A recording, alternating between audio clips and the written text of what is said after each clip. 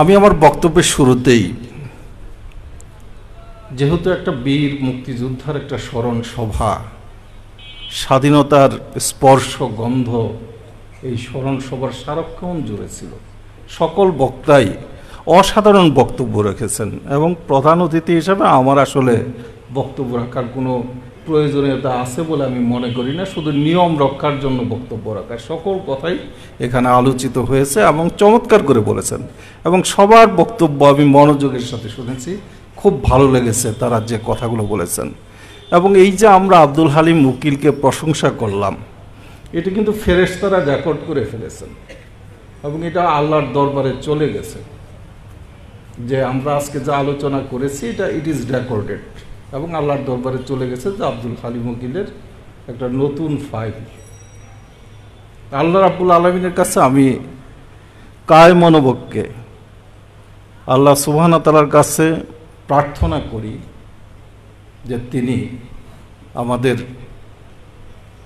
যার কারণে আমরা স্বাধীনতা পেয়েছি, যার কারণে আমরা মুক্তি পেয়েছি, স্বাধীনতা পেয়েছি, সেই মানুষ, সেই সিংহ হৃদয়ের মানুষ, জাতির পিতা বঙ্গবন্ধু শেখ মুজিবুর রহমান, তার পরিবার, বঙ্গমাতা ফজিলাতুন্নেসা, 15ই আগস্টের সকল শহীদ, তাদের আত্মার মাগফিরাত কামনা করছি, আল্লাহ রাব্বুল আলামিনের কাছে প্রার্থনা করছি। মহান মুক্তিযুদ্ধের সকল শহীদদের আমি স্মরণ করছি, তাদের জন্য আল্লাহর কাছে প্রার্থনা করছি। ভাষা আন্দোলনের সকল শহীদদের স্মরণ করছি।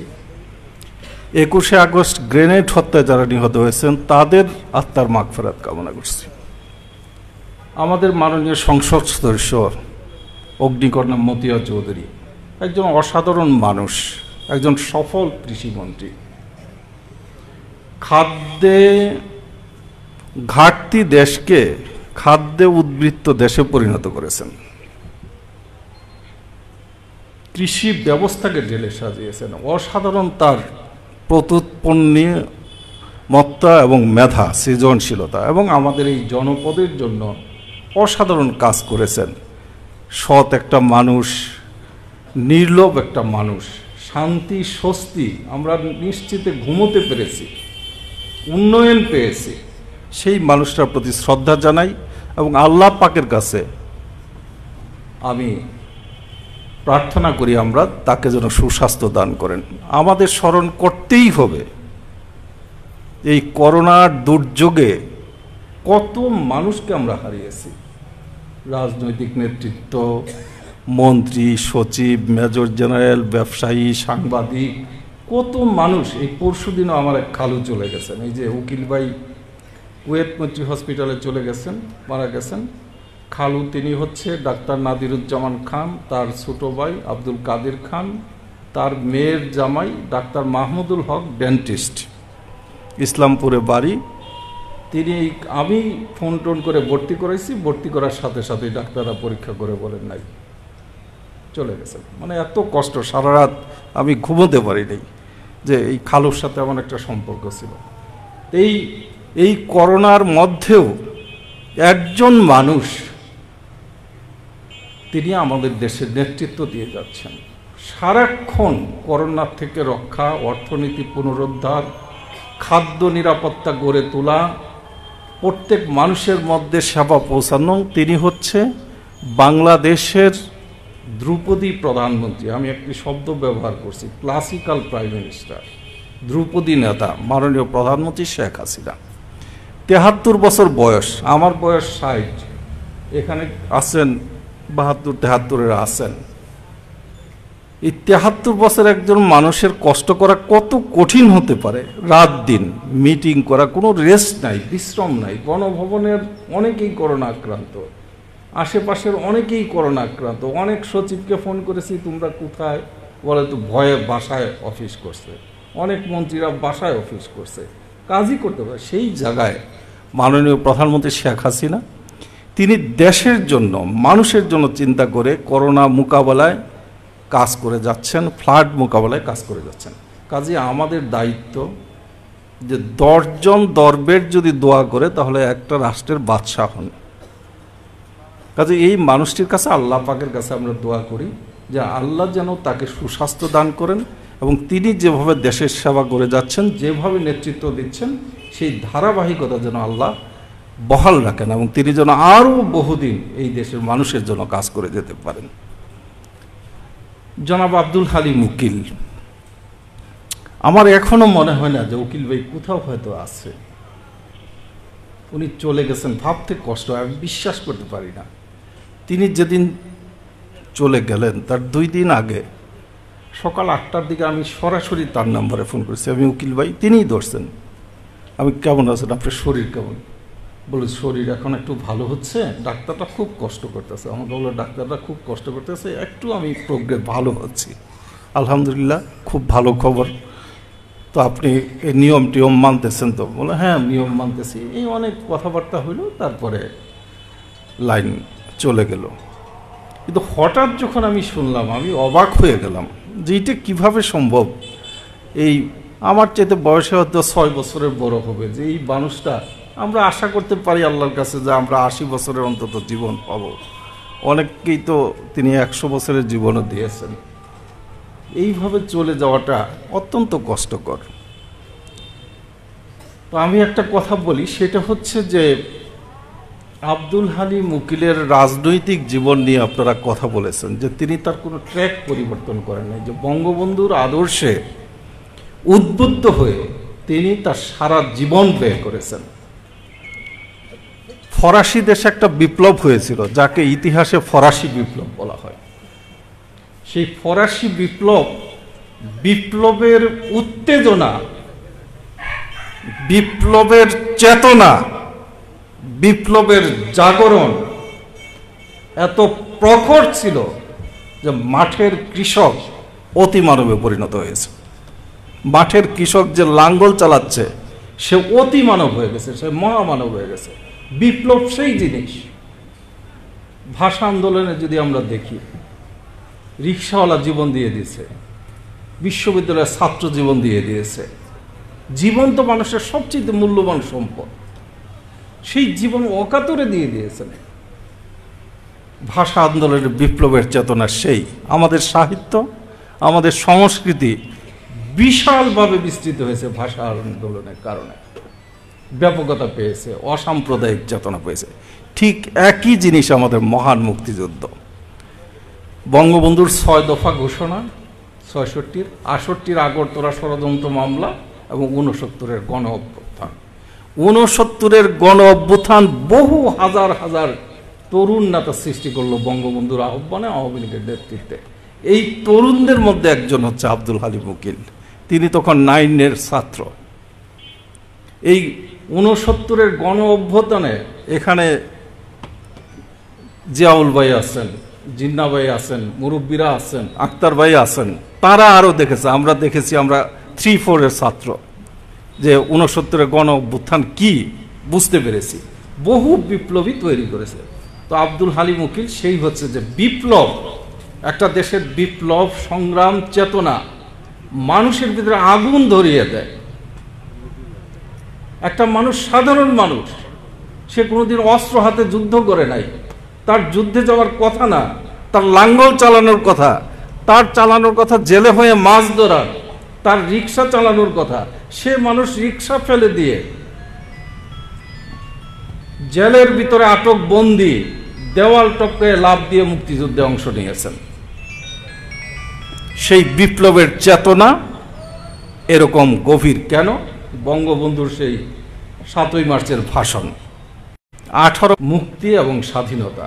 এবারের সংগ্রাম স্বাধীনতার সংগ্রাম, এবারের সংগ্রাম মুক্তির সংগ্রাম। আমার 1000 বছরের বাংলাদেশের ইতিহাসে একজন নেতারও জন্ম হয় নাই। এই বাংলাদেশ এরকম আলো ঝলমল বাংলাদেশ ছিল না। বাংলাদেশ ছিল 5-6 ভাগে বিভক্ত। এক এক অঞ্চলের নাম এক একটা, অঙ্গ, বঙ্গ, কলিঙ্গ, বরেন্দ্র, হরিতকি, তাম্রলিপি, এক এক অঞ্চল নিয়ে এক একটা বিভক্ত, একটা একত্রিত বাংলাদেশ ছিল না।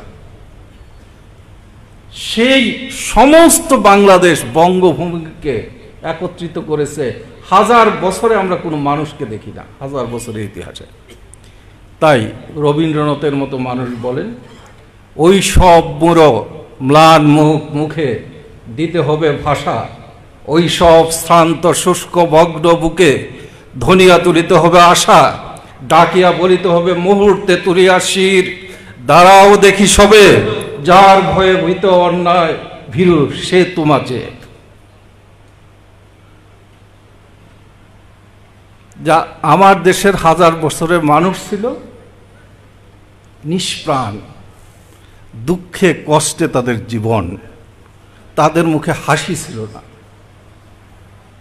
নারীরা যে চোখের পানি ফেলেছেন, সেই চোখের পানি যদি আমরা একত্রিত করতে পারতাম তাহলে বঙ্গোপসাগরে আবার জোয়ার বয়ে যেত, হিমালয়ের মতো বিস্তৃত হতো সেই পানি। এতই তাদের কষ্ট দুঃখ আমাদের পূর্বপুরুষদের, আমাদের 100 বছর আগের, 1000 বছর আগের।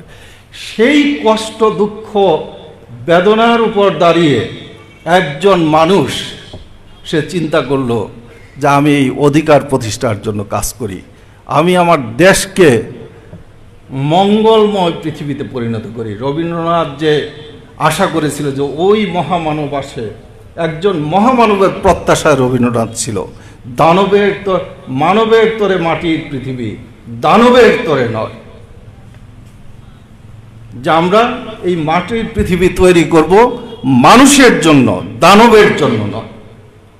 দানব সেখানে নিহত হবে, সেই দানব নিহত করার জন্য রবীন্দ্রনাথের প্রার্থনা ছিল, প্রার্থনা ছিল নজরুলের। ইভেন কি সুভাষ বসু পর্যন্ত বলেছিল, যখন 47-এ আমাদের দেশ, 2 দেশ হয়, ভারত এবং পাকিস্তান, তিনি বলেছিলেন যে আমাকে রক্ত দাও, আমি তোমাদের স্বাধীনতা দেব। বঙ্গবন্ধু তো সেটাই করলেন, যে রক্তের দাগ শুকায়নি, কাজেই রক্ত যখন দিয়েছে আমি আবার দিব, কিন্তু আমাকে কেউ দাবিয়ে রাখতে পারবে না, আমার দেশকে দাবিয়ে রাখতে পারবে না। অর্থাৎ এই যে স্বাধীনতা, স্বাধীনতা কি জিনিস সেটা পরাধীন হলে বোঝা যাবে, আজকের প্রজন্ম বুঝবে না। সেটা পরাধীন হয়েছে। গান্ধী যখন দক্ষিণ আফ্রিকাতে গেলেন ভারতীয়দের পক্ষে লড়াই করার জন্য, গান্ধীর মতো একজন ব্যারিস্টারকে তিনি তো ইউরোপিয়ানদের কামরায় উঠেছিলেন, লাথি দিয়ে ফেলে দিয়েছিল যে you are non European, why you entered in European compartment. ঠিক একই অবস্থা ছিল। তো এই যে স্বাধীনতার লড়াই, আমাদের দেশে বাঙালিকে তার অধিকার প্রতিষ্ঠার যে লড়াই, এই আকাঙ্ক্ষা 100 বছরে ছিল। এর জন্য রঙ্গলাল সেন বলেন, স্বাধীনতাহীনতায় কে বাঁচিতে চায় হে কে বাঁচিতে চায়, দাসত্ব শৃঙ্খল কে পরিবে পায়। আমি কি দাসত্ব শৃঙ্খল পরে থাকবো? আমি কি স্বাধীনতাহীনতায় থাকবো? সেই স্বপ্ন তো বাস্তবায়ন করার কোনো মানুষ ছিল না। সেই স্বপ্ন বাস্তবায়ন করলেন বঙ্গবন্ধু।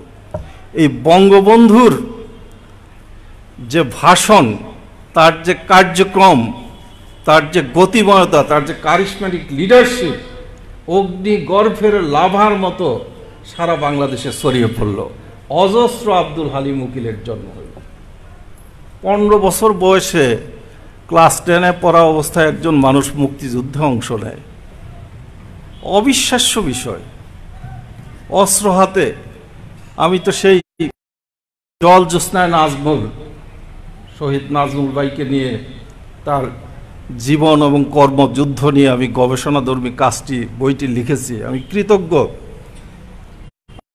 উকিল ভাই, এই জিয়াউল হক ভাই, রহমান ভাই, এম এ হাকাম হীরা, বিপ্লব কেটু, আর বহু লোক আমাকে সাহায্য করেছে নালতাবাড়ির তথ্য নিয়ে। আরেকটা হচ্ছে বিশ্ববিদ্যালয়ের পর্ব, যেখানে আমি তথ্য নিয়েছি। আরেকটা হচ্ছে ঢাকা এবং আমেরিকা পর্যন্ত তথ্য নিয়ে 3 বছরে আমি বইটি লিখেছি। 6ই জুলাই যখন পাকিস্তান সেনাবাহিনী আক্রমণ করবে দুপুরের দিকে, 11:30টার দিকে, নাজমুল ভাইয়ের কাছে খবর আসলো যে কারা যেন নৌকা নিয়ে ওই দিক থেকে আসতেছে। সেখানে সেই যুদ্ধে জিয়াউল ভাই, উকিল ভাই, নাজমুল ভাই এনার ছিলেন, শহীদ মুফাজ্জল আলী হোসেন তো ছিলেনই, আরো অনেকেই ছিলেন, আমি নাম সভা করছি না। নাজমুল ভাই বের হয়ে সামনে উকিল ভাইকে বলছে, এই উকিল তুমি আসো তো, উকিল আসো তো। এই ডাক দিয়ে দেখতে গেছে, দেখে যে কারা যেন আসতেছে। তখন সে বুঝতে পারছে নিশ্চয়ই এটা পাকিস্তান আর্মি সিভিল ড্রেসের রাজাকাররা আছে। তখন সে বলল যে পূর্বের দিকে মার্চ করো, পূর্বের দিকে খোলা। এই আসো উকিল। সেদিনও নাজমুল ভাইয়ের ডাকে উকিল ভাই সাড়া দিয়েছিলেন। নাজমুল ভাই যখন শাহাদত বরণ করেন, তার কাছেই ছিলেন উকিল ভাই, তিনিও শহীদ হতে পারতেন, কিন্তু আল্লাহ তাকে 47 বছরের জীবন দান করলেন, হায়াত দান করলেন। এবং আবার আরেকটা 6 জুলাই 5ই জুলাই সেই রাত্রে আল্লাহ তাকে ডাক দিলেন যে আব্দুল হালিম উকিল তুমি এখন চলে আসো। আল্লাহর আহ্বানে তিনি চলে গেলেন। এক যুদ্ধে তার শহীদ হওয়ার কথা ছিল, 71-এর মুক্তিযুদ্ধে, সেই শহীদই কিন্তু তিনি হলেন, এবং সেই শহীদ হচ্ছে 47 বছর পরে। আব্দুল হালিম উকিল মানুষ হিসেবে আমার সাথে বহুদিন থেকে পরিচয়। এত উদার মনা, এত অমায়িক ভদ্র মানুষ আমি কম দেখেছি, এত স্নেহবৎসল। এবং হচ্ছে পৃথিবীতে 2 ধরনের মানুষ থাকে আপনারা জানেন। এক ধরনের হচ্ছে খালি জমায়, আরেক ধরনের আছে খালি খরচ করে। অর্থাৎ জমার খাতার কিছু মানুষ আছে যারা খালি জমাবে, আর কিছু আছে খালি খরচ করবে। এই পরের দিকের মানুষ হচ্ছে উকিল ভাই। অর্থাৎ পকেটে কিছু পয়সা আছে, খরচ করতে থাকো। ঢাকাতে গেছেন তিনি, আমার সাথে দেখা জহুরুল হক হলে। আমার বলো ফারুক চলো ইয়েতে যাবো, কি কয় ওই যে বেলিতে, ওই নিউ মার্কেটে যাবো, সেখানে এই কিনে সেই কিনে। আমার বলে তুমি এইটা খাও, ওইটা খাও, সেইটা খাও। আমি দেখে তো তার এলাহি কাণ্ড দেখে আমি এত পয়সা নষ্ট করতেছি না, এই আসলাম অনেকদিন পরে। তো সেই মানুষ হচ্ছে উকিল ভাই। তা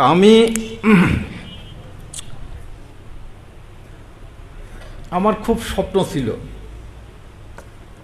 মানে আমি এখন কষ্ট অনুভব করি যে এই কাটাখালীর যুদ্ধে যারা শহীদ হয়েছেন বা যারা জীবিত আছেন তাদেরকে নিয়ে আমি একটা অনুষ্ঠান করব, একটা সম্বর্ধনা। কিন্তু আমার এই সিনিয়র সচিবের চাকরি করতে যে মানে আমার জীবন, মানে কি বলবো, যে দুপুরের 2 মিনিট খাওয়ার সময় পাই না, এমনও দিন গেছে। কি কথা বলবো 5 মিনিট, আর এইটা অর্গানাইজই করতে পারলাম না। উকিল ভাই চলে গেলেন। আহা, বিষয় যে আমি চাচ্ছিলাম যে তাদের স্মৃতিগুলো, তাদের কাজগুলো মানুষের সামনে উপস্থাপন করা। এবং নইমুদ্দিন হাজির বাড়ি, এই খাটুয়াপাড়ার, তাদের যে অবদান, তাদের যে আত্মত্যাগ, সেটাকেও আমরা মূল্যায়ন করিনি। তাদেরকে একদিন নালিতাবাড়ি বাসীর সামনে উপস্থাপন করা। আমি হাকাম হীরা আছে, আর আবু বকর সিদ্দিক আছে, এবং আপনাদের কাছে রিকোয়েস্ট করব যে আগামীতে শহীদ নাজমুল ভাইয়ের জন্মদিবসের দিন আমরা এরকম একটা অনুষ্ঠানের আয়োজন করতে পারি, করে অ্যাটলিস্ট আমরা তাদের প্রতি শ্রদ্ধা জানাতে পারি। উকিল ভাই যখন চলে গেলেন আমার এত কষ্ট লাগতেছিল। আমি গাড়িতে বসেই মাননীয় প্রধানমন্ত্রীর PS2 ওয়াহিদা, আমার সাথে চাকরি করেছে, খুলনায় বাড়ি, ওরে বললাম যে এরকম আমাদের বড় মুক্তিযোদ্ধা, তিনি তো মারা গেছেন, তুমি মাননীয় প্রধানমন্ত্রীকে অবহিত করো। বলো যে স্যার আপনি ওনার একটা বায়োগ্রাফি আমাকে টেক্সট করে দেন, কী কী অবদান। তারপরে আমি টেক্সট করে দিলাম। যাই হোক, আমরা খুবই কৃতজ্ঞ যে মাননীয় প্রধানমন্ত্রী শোক প্রকাশ করেছেন নালিতাবাড়ির এই বীর সন্তানের প্রতি। শহীদ নাজমুলকে তিনি স্বাধীনতা পুরস্কার দিয়েছেন, নালিতাবাড়ির মানুষের মুখ উজ্জ্বল করেছেন। তিনি মানে এত পায়াস, এবং কি বলবো, আমার কাছে বারবার গেছেন, সচিবালয়ে ফোন করেছেন। গেলে আমি উকিল ভাই, আপনার তো চেহারা শুকনা দেখতেছি আমি, আপনার ডায়াবেটিস কি কন্ট্রোলে আছে? ও না আছে। আমি তাহলে আপনি ইউনাইটেড হসপিটালে যান তো, ওই ডাক্তারও মুখ, ওকে ফোন করলাম আমি যে উনি যাবে, আমার বড় ভাই, তুমি একটু পরীক্ষা করে দেখো ডায়াবেটিস ঠিক আছে কিনা। বললো যে মার্কাজ মসজিদ, এটার সভাপতি আমি, একটু টাকা টুকা দাও। খালি বারবার ফোন করে। আমি বললাম আপনি একবার ফোন করেছেন যথেষ্ট, আর বারবার ফোন করার যথেষ্ট নাই। তার সম্মানে একবার 10 লক্ষ টাকা দিলাম। আমি নালিতাবাড়ি আসছি বলে তুমি একটা কী টাকা দিছো, কাজ দেখে দাও। আপনি কাজ করতেছেন, আমার দেখা লাগবে না। আমি যাই দেখি অভিভূত, এত চমৎকার করে মসজিদ করেছেন। তারপর আবার বললো 5 লক্ষ দাও, তারপর দিয়েছি। 5 লক্ষ দিয়েছি এবং চমৎকার করে কাজটা করেছে এবং নালিতাবাড়ি খুব সুন্দর একটা মসজিদ হচ্ছে, এই কাজ তারা করেছে। তো উকিল ভাই তার বলবো যে মানুষকে ভালোবাসা হচ্ছে সবচেয়ে বড় কাজ, মানুষের প্রতি দরদ থাকাটা হচ্ছে সবচেয়ে বড় কাজ। কোনো মানুষ 1000 কোটি টাকার মালিক হতে পারে, কোনো মানুষ অনেক শক্তিশালী হতে পারে, অনেক ক্ষমতাবান হতে পারে, কিন্তু যদি মানুষের জন্য তার দরদ না থাকে কোনো লাভ নেই। আল্লাহ বলছেন যে মানুষের হক আগে আদায় করো, আমার হক পরে চিন্তা করব। তুমি আমারটা আদায় করো নাই তো আমি মাফ করে দিব, আল্লাহ রহমানুর রাহিম। কিন্তু অন্যের হক যদি আমি আদায় না করি, সে মাফ না করলে আল্লাহ মাফ করবে না। আজকে এই সম্বর্ধনার মাধ্যমে আমরা নালিতাবাড়ির একজন শ্রেষ্ঠ মানুষকে সম্মান কিছুটা জানালাম। পবিত্র কোরআনে আল্লাহ বলেছে যে জাতি তার শ্রেষ্ঠ সন্তানকে সম্মান না করে সেই জাতিতে আমি শ্রেষ্ঠ সন্তান দেই না।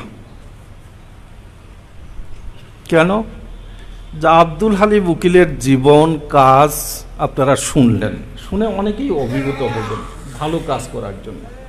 মহৎ মানুষের জীবন যখন আমরা উপস্থাপন করি, বঙ্গবন্ধুর জীবন যখন উপস্থাপন করি, বঙ্গবন্ধু ইচ্ছা করলে বড় অফিসার হতে পারতেন, লক্ষ কোটি টাকার মালিক হতে পারতেন, কত কিছু অক্সফোর্ড ইউনিভার্সিটিতে পড়তে পারতেন, সেগুলোতে যান নাই।